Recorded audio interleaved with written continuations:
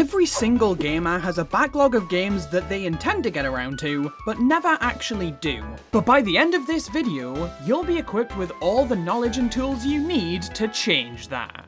This strategy is a combination of 4 different strategies that I've learned over the years. The pile strategy, the one at a time strategy, the journaling strategy, and infinite backlog, which I've ordered from least to most useful. The pile strategy is one I've talked about in the past. The core principle is creating a physical stack of the next few games that you want to play. This sounds like a somewhat arbitrary strategy, but it does have foundations in psychology. The pile of games acts as a physical to-do list, which helps to keep us motivated to get through our games, and acts as a constant reminder of where we're at in that process. And obviously, this strategy offers the same rush of dopamine we get from ticking an item off of a regular to-do list. Once we've finished the game at the top of our pile, we can take it away and put it back on the shelf, or wherever we store our games. There are a couple of issues with this strategy. For starters, if you're more the type to buy your games digitally, you can't make a physical pile of them. But there is an easy way to get around this, which is just to make a list. I'd personally recommend writing it on a whiteboard that you're not going to be using for anything else, so you won't need to rub out the list to make way for work stuff or life stuff. And I'd recommend keeping it pretty near where you play your games, which also goes for the physical pile. The other issue is that it does require a bit of planning and forward thinking, which can be difficult if you're something of an impulsive gamer who picks up games on a whim. The thing is though, friends, this list or pile that we accumulate doesn't have to be rigid. We can make additions and alterations to it as and when we please, just as long as we make sure to see that top game through until the end before we make our way over to the next game. This brings me on nicely to the one at a time strategy. Gang, listen to me closely on this one because this is so important. If you want to get through your backlog, do not play multiple games at once. I understand the temptation to do this, and I also understand the thinking behind it because, friends, I was the #1 advocate for having multiple games on the go once upon a time, and it did not work for me. I thought I had cracked the code on how to get through my games. If I divide my time between multiple games, then I'll be able to knock multiple items off my backlog all at once. And it got to the point that I had games going on almost every system I owned. Chibi Robo Park Patrol on the DS, Metroid Prime on the GameCube, Mario & Luigi Superstar Saga on the GBA, Mario Golf Super Rush on the Switch, Punch-Out on the Wii, and of these games, you want to know how many I actually beat? 1, Metroid Prime. The truth is, this is not sustainable because when you're sitting down to play a game, how do you choose which one to play? How do you keep track of what you're doing in each of the games and the progress you've made? How do you keep up with that many games until all of them are beaten? It sounds like a smart move, but trust me, playing one game at a time is the best way forward, because every time you sit down to play a game, you know exactly what you're playing, it'll be easier to keep track of what you've done and what you need to be doing, and ultimately, it's going to be so much easier to keep on top of.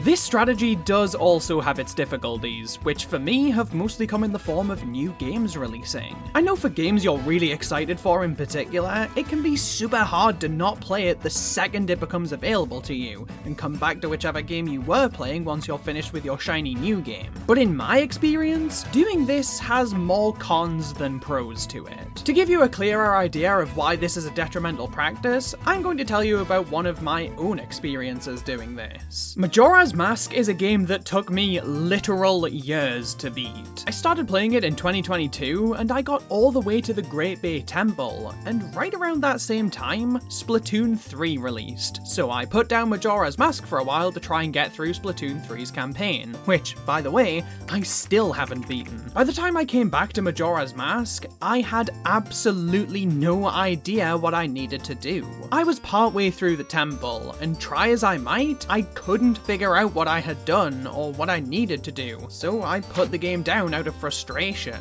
and didn't pick it back up until early 2024. I decided to restart the game and made it through the first 2 temples, and then right around the same time, the remake of Paper Mario The Thousand Year Door released. So, just like with Splatoon, I put down Majora's Mask to make my way through The Thousand Year Door, and picked Majora's Mask back up after I beat that game. But the difference this time around was, I knew exactly what I had done and what I still needed to do when I picked Majora's Mask back up. And that's because of the journaling strategy. Before we get into that though, there is a secret fifth strategy to getting through your backlog, and it's hiring me as a video editor. That's right, this video is sponsored by me. I've been doing freelance editing work privately for around 2 years now, and I'm finally taking it public. I primarily use DaVinci Resolve and have experience with Sony Vegas Pro, and I can handle all sorts of things. From simple to flashy, slow-paced to ADHD brain rot,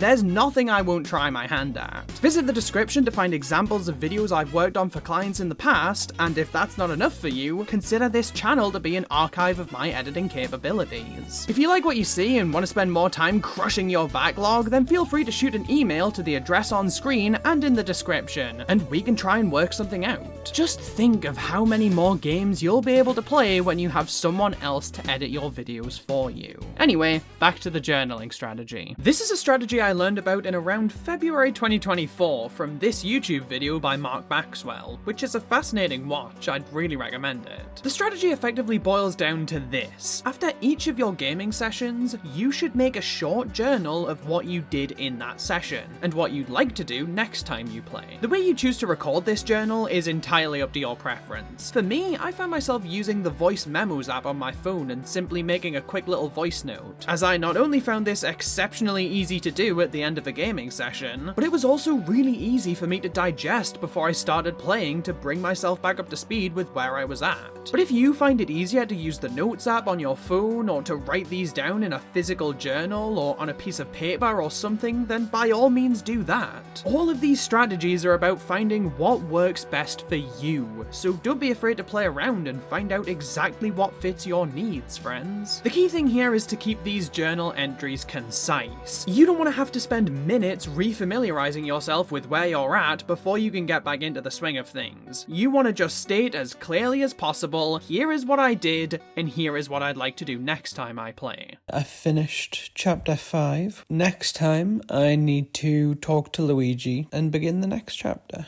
That's it! 30 seconds is all it takes, friends. And if you can make this a habitual part of your gaming routine, you'll find yourself getting through games much easier. And that just leaves us with my personal favorite backlog busting strategy, a little website called InfiniteBacklog. This was introduced to me by my good friends Andy and Austin, who, by the way, both make fantastic gaming videos. You should definitely check them out. And it was more or less pitched to me as Twitter, except that it's specifically for games and that it doesn't suck. This piqued my curiosity enough to get me to sign up, but if I'm being totally honest, I think that elevator pitch really sells this site short. Because while the social side of this site is a big draw, I'd argue its activity tracker is its greatest selling point. You see, the site allows you to log every single game you own, and track your progress through them. You can set whether or not you've played a particular game, what console it's for, whether you own it digitally or physically, and you can also leave your own little reviews. The site also integrates a bunch of different platforms, such as how long to beat, giving you a rough estimate for how long each game will take you to beat, and stuff like Steam and Xbox Live and PSN, which allows you to track games on those platforms automatically. I ended up adding my entire physical and digital game collection to my profile on this site, and doing so gave me a quick and convenient way to see not only which games I owned, but which games I hadn't played. And this is really important. Being able to filter my collection by which games I had yet to play made crafting my pile so much easier. And this is where I think the power of this site lies. It offers a streamlined, efficient way for you to organize and prioritize your backlog, and the tracking features will make you more likely to actually stick to your plan. Also, if you're really struggling to pick out a game, the site even has a roulette feature. Just filter your collection by unplayed and let the site do the rest of the work for you. A combination of all four of these strategies is the best way to whittle down your backlog, and will have you beating and loving more games in no time. And you know, that's something I really want to focus on from now on. I want to play as many new games as I possibly can. and I want you to come along on that journey. From here on out, I'm going to start primarily discussing games that I have never played. I'm going to analyze them using real science to help back up my points, and I'm going to try and see what lessons I can learn about games development from the titles that have been sitting in my backlog for so many years now.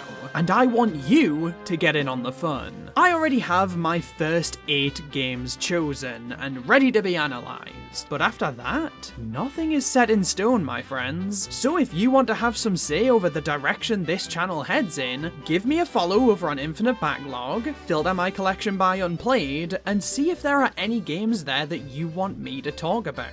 If enough people comment on a particular game on one of my videos, there's a high likelihood it'll be in the cards for a discussion in the not too distant future. And speaking of which, I'm sure the currently playing section of my profile would also clue you in on what might be in the pipeline.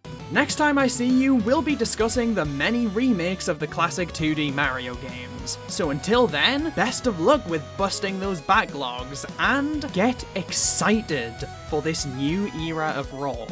I'll see you next time for part 1 of my journey to let the games I've never played inspire the games I'm yet to make.